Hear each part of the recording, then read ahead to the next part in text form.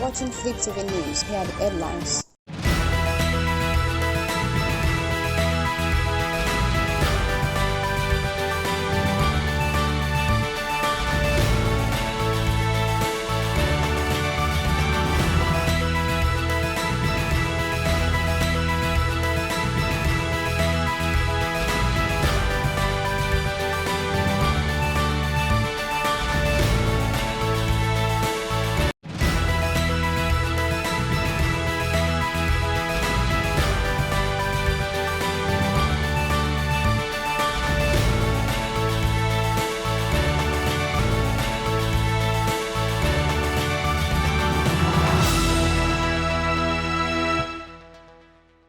Now the news in details. The 2023 presidential candidate of the Labour Party, Peter Obi, has faulted a 15 billion naira allocation for the construction of a new residence for the nation's vice president. In a post on X, formerly Twitter, the former governor of Anambra State said, Nigerians need leaders willing to make sacrifice for the nation's development. Last Wednesday, the Minister of the Federal Capital Territory, FCT, said 15 billion naira will be spent for the construction of a new residence for the vice president. The minister, who appeared before a House of Representatives committee to defend the FCT 61.5 billion naira 2023 supplementary budget. Obi, in his post on Monday, wondered what was wrong with the country. According to Peter Obi, 99.9% of Nigerians can only dream of living in the current residence of Vice President Kashim Shettima. Meanwhile, the executive director of the Health of Mother Earth Foundation, Nimo Bassey, during an interview with Arise News, spoke on his concerns and expectations of the 28th edition of the Conference of the Parties COP28 under the 2023 United Nations Climate Change Conference holding in Dubai. President of Nigeria, Bola Ahmed Tinubu, who is in attendance at the conference, had said that Nigeria and Africa as a whole need investment to keep up with the battle against climate change, adding that this would promote an eco-friendly future.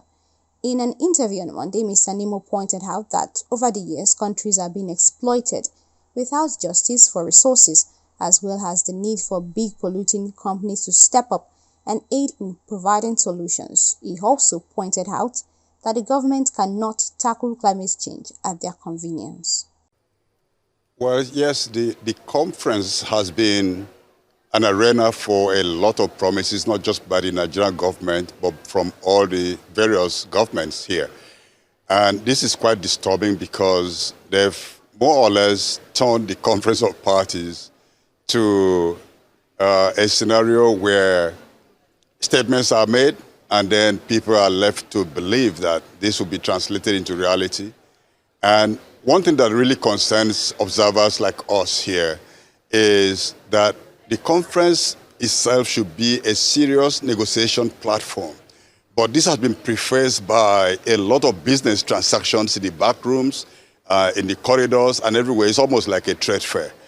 Some of us call it a carbon trade fair. This is why we are quite concerned. We like the promises, we like the pledges. If the government can invest in renewable energy, that would be a big help for Nigerians, because certainly our national grid is not in a shape to take much increase in electricity supply, for example. But renewable energy could be done in a kind of discrete way that can be distributed in communities that are remote, and that would really make sense. The president also promised to get in 100 electric buses, and that sounded quite interesting. My hope is that they'll have the electricity to power the buses, and that we have roads to drive the buses on. In another development, the Nigerian Air Force, NAF, has distanced himself from the bombing of a village in Kaduna State, while the Nigerian Army took responsibility for the attack. An attack during the Maulud celebration at Tudunbiri village, Igabi local government area of the state, on Sunday night, December 3, left many dead and others injured. Meanwhile, authorities of the Nigerian Army have taken responsibility for the Sunday night's bomb attack, which led to the death of dozens of civilians. The army said the villagers were inadvertently affected during its routine mission against terrorists on the axis. The overseeing commissioner of the Ministry of Internal Security and Home Affairs, Kaduna State, Samuel Aruwan, made the clarification. Finally, on the news. There was pandemonium on Monday, December 4, at the Yelwa campus of the Abubakar Tafawa Balewa University, Atbu, In Bauchi, as students protesting the killing of their colleague were tear-gassed by police officers. Recall that a 500-level geology student was killed by an armed robber on Saturday, 9 December 2. The victim, Joseph Agbiadu, was said to be returning to his lodge situated around Yomatudu Market in Yewa area, a suburb of the Bauchi metropolis, at about 7 p.m. when he was attacked. He died on Sunday morning, December 3, from the injuries sustained during the attack. However, the protest on Monday, December 4, was interrupted by police officers who stationed their armored tankers opposite the school gate.